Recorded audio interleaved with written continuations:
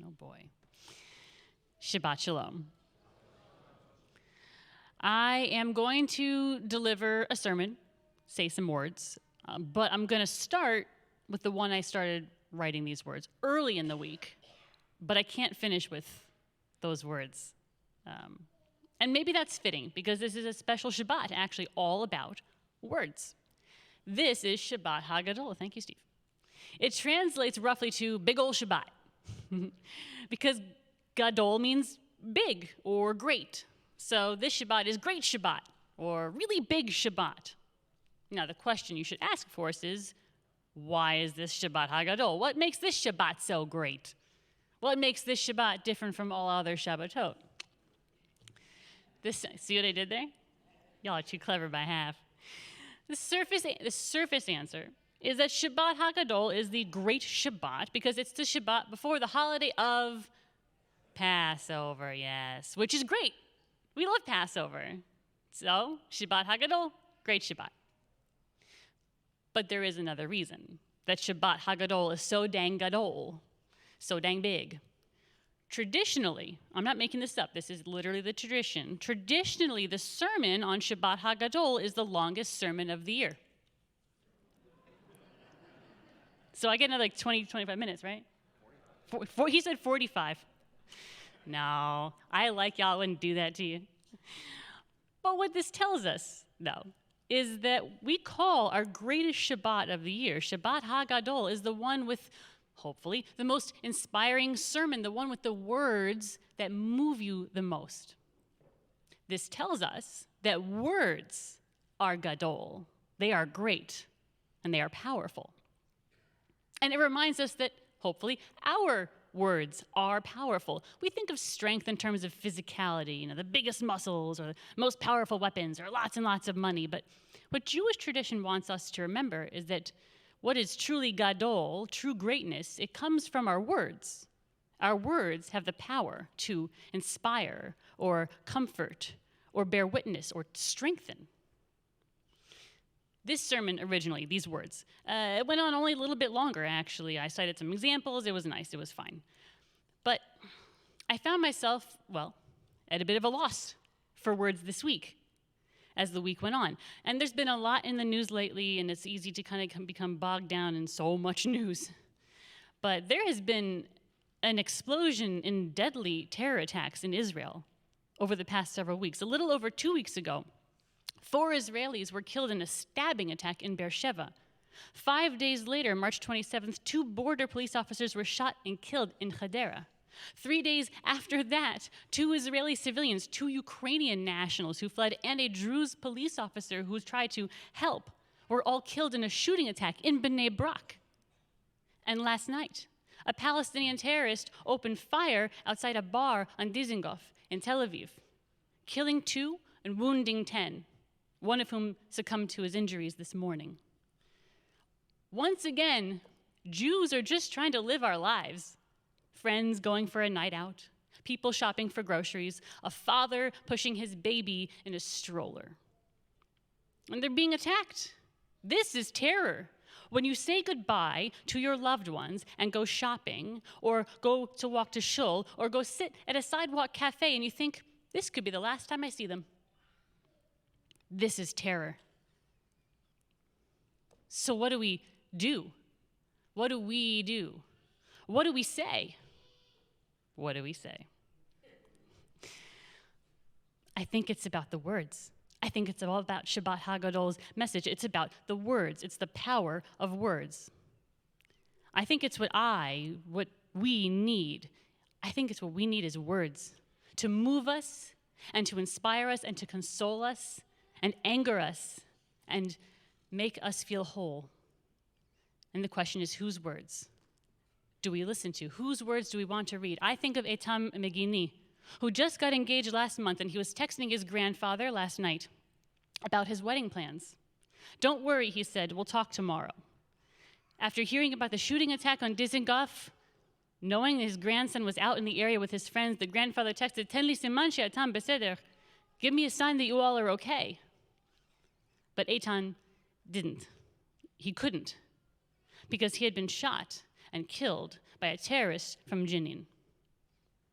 Give me a sign you're okay. And no answer.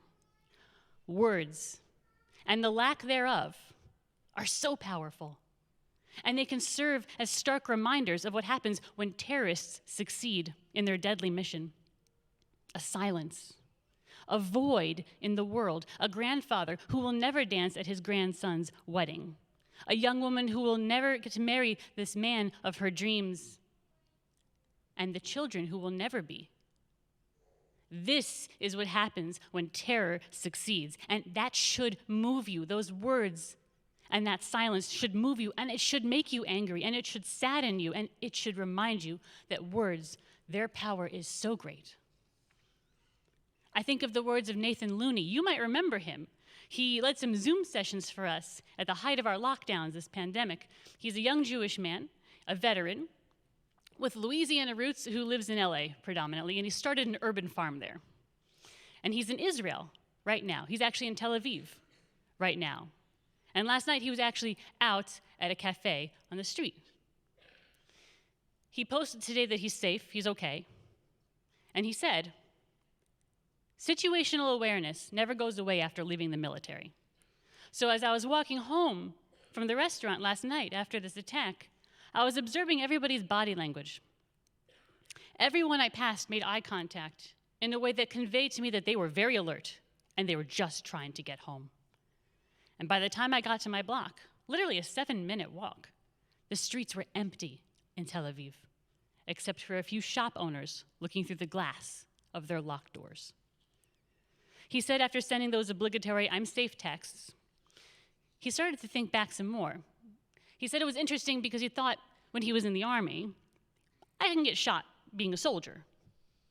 He said this is the first time he'd ever had the thought in his mind, I can get shot for being a Jew. He said, I'll end with this. Safety and security is a right that we all, as a human race, have. In Israel, you hunker down until the threat dissipates, and then you get on with things. Today, he said, I'm meeting up with friends, and tonight I look forward to Shabbat dinner in Israel with other Jews of color. Nathan's words bear witness to the reality of life under terror, and a very true lesson that you cannot let terror drag you under. You cannot let terror stop you from living your life. And if you do, then the terrorist wins twice. Nathan's words empower. His words stand for peace and security for all people. They are, in a way, a prayer and a consolation when it's desperately needed. This is the power of words right now. Yehuda Kurtzer, an astounding writer and president of the Shalom Hartman Institute in North America, he was asked to give testimony today, of all days, the irony should not be lost, to the legislative body of the Episcopal Church, who are debating a resolution to declare Israel an apartheid regime. And this is the church's own words, affirming that apartheid is antithetical to the gospel message and our baptismal covenant, and to strive for justice and peace among all people and respect the dignity of every human being. How Yehuda could stand there today, of all days, as Jewish and Israeli blood ran in the streets of Israel last night, and has been at the hands of terrorists for weeks now. How he could stand there looking at those faces who look at us and him and want to declare us to be a monolithic evil. How he could stand there before these church elders, these law-making, voting members, and say his words is a testimony to his strength. He stood before them today and said, these movements to boycott Israel, to demonize Israel by labeling it an apartheid or failed state, collapse legitimate criticism of the state with a desire to say something exceptional about the moral failings of a Jewish state. In front of these church elders in their own home, he continued, this is hard to say and maybe hard to hear, but I feel that for too long Christians have evaluated the moral behavior of Jews, and now Israelis, through frameworks that only make sense for Christianity. This is a form of dehumanization of Jews that violates every norm we have learned in the past few decades about how we are meant to see each other. I see these resolutions, these words, as a continuation of that tradition in which the Jew, now in the form of the Israeli, is reemerging as a metaphor for the moral conscience of the West. And I want to say to you, as clearly as I can, we are not your metaphor.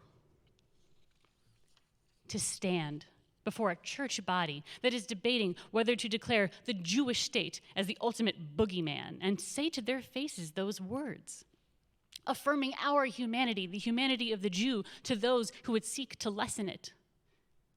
I hope his words shook them. And I know his words strengthened me, galvanized me, and the thousands and thousands of people who also read them. And we who read or hear his words, we can take heart and spread that strength, which is now our strength, to others. In a time when it is so easy to feel disheartened, words are gadol. They are great. They are powerful. Etam's words are great. Nathan's words are powerful. Yehuda's words, our words, because words educate. They illuminate the truth when it's sought to be covered. They console and they soothe. Words reproach and rebuke. Words lend strength and love. Today, on Shabbat HaGadol, I hope you remember that no matter how powerless you may feel, no matter how powerless we may feel, let us all remember of the power of words, the power we each have with our words. And in doing so, may we be truly great, truly Gadol. Shabbat Shalom.